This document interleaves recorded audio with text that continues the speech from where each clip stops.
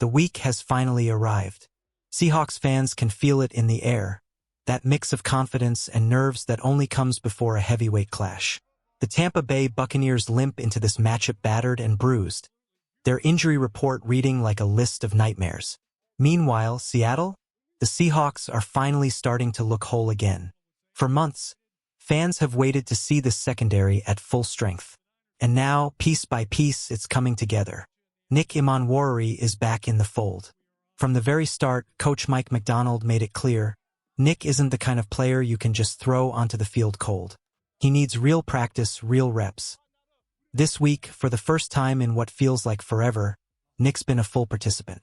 And that changes everything. His absence forced Darian Kendrick into the nickel role. And to his credit, Kendrick has shined. 2 interceptions, pass breakups, momentum-changing tackles. The kid hasn't just filled in, he's thrived. But now comes the real test. How does Seattle balance Kendrick's emergence with Nick's return? For the first time, McDonald has the luxury of choice and the potential to unleash a fully healthy, fully dangerous secondary. Picture it.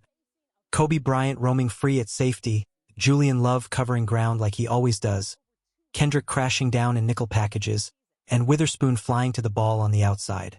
For a moment, just imagine all of them on the field at once, playing fast, aggressive, and relentless. That's the kind of vision fans have been waiting for. But, of course, there's still one cloud hanging over the defense. Devin Witherspoon, the fire, the heartbeat, the player who changes everything when he's out there, is still nursing that tricky MCL bruise. Some days, it lets him move like one of the best corners in the NFL. Other days, the swelling robs him of that edge. The team is being careful. They know he doesn't need practice to dominate. They know he can flip the switch on game day. The question is, will his knee let him? This week feels different for Seattle. For once, the injury report doesn't feel like a death sentence. Instead, it feels like a promise. A promise that the Seahawks defense, long waiting to be unleashed, may finally get the chance to show its true form. Injuries are strange. They don't follow the script. One day you feel fine, ready to run through a wall. The next morning, the pain creeps back in. Swelling makes the joint stiff, and suddenly you're back to square one. That's the reality of Devin Witherspoon's situation right now. His MCL bruise isn't something that just disappears overnight. Off-season rest? Sure, a month off would have had him ready to roll. But this is the grind of the NFL season. The schedule doesn't stop, and he doesn't get 4 weeks of recovery. He gets 2 days here, maybe a week there, then it's right back to game speed.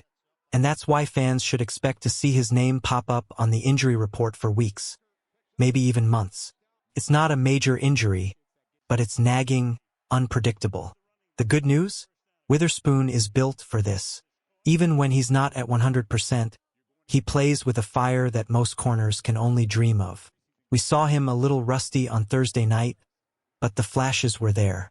Give him time and that rust will shake off. The Seahawks know it. That's why they're being careful. Then there's Julian Love, another name that makes fans nervous. But in his case, the concern doesn't need to be panic. A hamstring tweak is always tricky, but Love isn't the type of player that needs every rep at practice to perform. What matters is Sunday. And on Sunday, even at 80%, he's still a difference maker. He might not have looked like his dominant self last game, but even when he's not at full power, he gives Seattle the kind of production most teams would beg for from their best safety. That's the luxury of having an elite player. And then came the scare when DeMarcus Lawrence went down. The moment he limped off, you could feel hearts sink across Seattle. This wasn't just any player. Lawrence has been the tone setter in the trenches. The first thought? Please, not the IR. Not him. But the news for once was good. A thigh bruise. Painful, yes. Serious, no. He's day-to-day, week-to-week at most. And if we're being honest, the Seahawks might not even need him to rush back right now. Not because he isn't vital, he is, but because Seattle's edge depth is quietly one of the strongest parts of this roster. Boy Mafe can shift over and give you relentless pass rush off the edge. Derek Hall is waiting, hungry, already proving he can win one-on-one battles. And then there's the rookie, Ivory, raw but explosive, the kind of young player who might just surprise if given the chance. So yes, Lawrence is irreplaceable in the long run. His veteran savvy and ability to control the run game is unmatched. But in the short term, Seattle has answers. They can give him rest without sacrificing the entire structure of the defense. And that is huge. Because if you want this team playing its best football in December and January, you need Lawrence fresh, not limping. This is the balance Seattle faces right now, protecting stars while unleashing depth. And the fact that they can even afford to make that choice, that's a sign of how far this defense has come. For Seattle, the hope is simple. Get DeMarcus Lawrence healthy, and the rest will take care of itself. He's not just another pass rusher. He's the guy who sets the tone, the one who makes the offensive line nervous before the snap even happens. Right now, he's nursing that thigh bruise, but no one doubts what's coming. The explosion, the disruption, the sacks. It's all still there, waiting.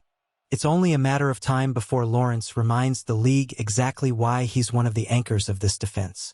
And that's crucial, because the Seahawks have bigger dreams than just surviving the regular season. This is about playing deep into January. This is about being at full strength when the stakes are highest. That's why Seattle fans are holding their breath but staying patient, knowing that Lawrence will be needed most when the road to the playoffs gets real. But while Seattle can afford patience, the same cannot be said in Tampa Bay. Down in Florida, it feels like the Buccaneers' entire roster is taped together with ice packs and bandages. Their injury list doesn't read like a report. It looks like a novel. Every name you scroll through makes you wonder how they're even running full practices right now. At this point, you half expect to see Todd Bowles himself listed as questionable with back soreness. And right in the middle of this storm is their young star, Bucky Irving. The rookie who's been their heartbeat, the one who touches the ball more than anyone else on that offense. He's not just another piece, he's the engine. He leads the team in combined rushing and receiving yards over the last 3 weeks. He's their spark, their safety valve, their everything. But this week, that spark is dimming. Irving was spotted in a walking boot, leaning on crutches. Tuesday, no movement. Wednesday, no practice. By Friday, the Bucs were still holding their breath. The optimism inside Tampa Bay says it's not long-term, just a sprain. The reality? A running back who spends his week hobbling isn't going to transform overnight into the workhorse you need against Seattle's front. This is devastating for the Buccaneers. Without Irving, their offense suddenly feels thin, predictable. He's the guy who keeps defenses honest, who forces safeties to creep up and opens the lanes for the passing game. Without him, Tampa Bay looks vulnerable, exposed, and maybe even overwhelmed against a hungry Seahawks defense. Seattle sees it, they smell it, and they know if Irving can't go or if he's even at 70%, that's a matchup they can dominate. The Buccaneers aren't just banged up, they're falling apart piece by piece. And the biggest blow? Mike Evans, the heartbeat of that passing game. The deep threat who makes defensive coordinators lose sleep. He's sidelined with a hamstring strain, and let's be real, this isn't a one-week thing. Hamstrings don't heal overnight, especially not for a receiver who relies on explosive speed and sudden cuts. The timeline screams 3 to 4 weeks minimum, which means Seattle won't have to face him. That's a massive loss for Tampa Bay. But it doesn't stop there. Even the players who will suit up aren't fully right. Baker Mayfield, tough as nails, is brushing off questions about his health, saying he'd play through anything. That's the competitor in him, sure. But the truth? If you're missing practice time, if you're wincing through reps, you're not at your best. Not against a defense that thrives on pressure and thrives on mistakes. Tristan Wirfs, the rock of their offensive line, is still battling through the aftershocks of that offseason knee injury. He's not the same dominant force yet. And Chris Godwin? He's just getting his legs back under him after returning from his own setback. This isn't the Bucs offense at full strength. It's a patchwork group, limping into one of the toughest road trips on their schedule. Seattle can't afford to be merciful here. This isn't about rooting for injuries, it's about recognizing reality. The Seahawks are rested, fresh off a mini-bye. Their bruises have healed. Their legs have juice again. The Bucs, meanwhile, look like they're dragging themselves to the battlefield. And that's why Seattle must strike first, and strike hard. Don't let Tampa hang around. Don't give them a chance to believe. Jump on them in the first quarter, Bury them under the weight of your energy and never let them breathe. Because after this game, the road gets brutal. The toughest stretch of the season is right around the corner. This is the game where Seattle can prove it's not just a playoff team, but a contender. If your opponent is limping, you don't wait for them to heal. You finish the job.